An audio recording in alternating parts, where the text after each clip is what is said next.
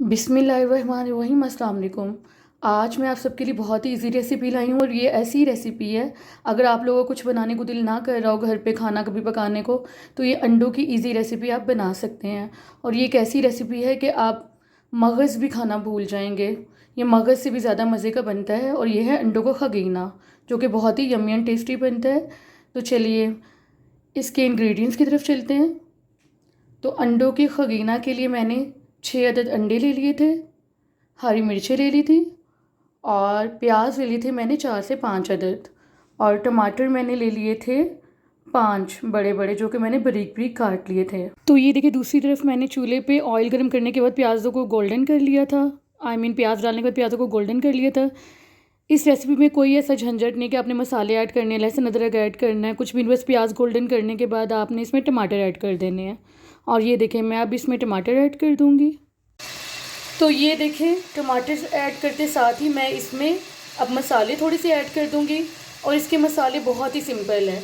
बस आप लोगों ने 2 चम्मच छोटे लाल मिर्चों के डाल देने हैं, गरम मसाला पाउडर ऐड कर देना आधा चम्मच छोटा, और बस नमक ऐड कर देना हस्बे ज़रूरत। तो अब मैं इसमें मसाले ऐड कर दूँगी।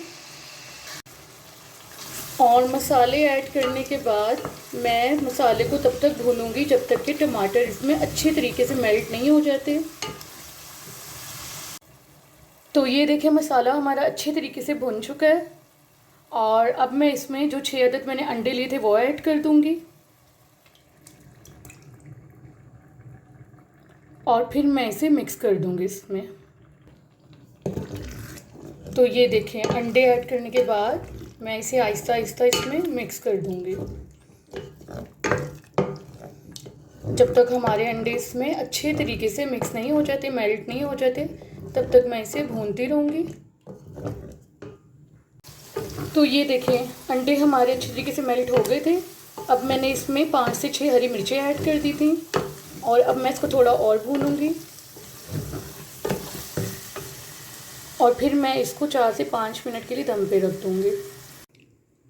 तो ये देखें, अंडे का खगीना बनके तैयार है और बहुत ही इजी रेसिपी है, आप लोग भी घर में ट्राई कर सकते हैं। और जब ये आप ट्राई करेंगे तो आपको मगज़ से भी ज़्यादा ये मज़े की लगेगी, इसका टेस्ट भी। और अगर आप लोगों को मेरी ये रेसिपी पसंद आई तो लाइक एंड शेयर ज़रूर कीजिएगा। मिलते हैं नेक्स्ट रेसिपी में। अल्लाह हाफिज़।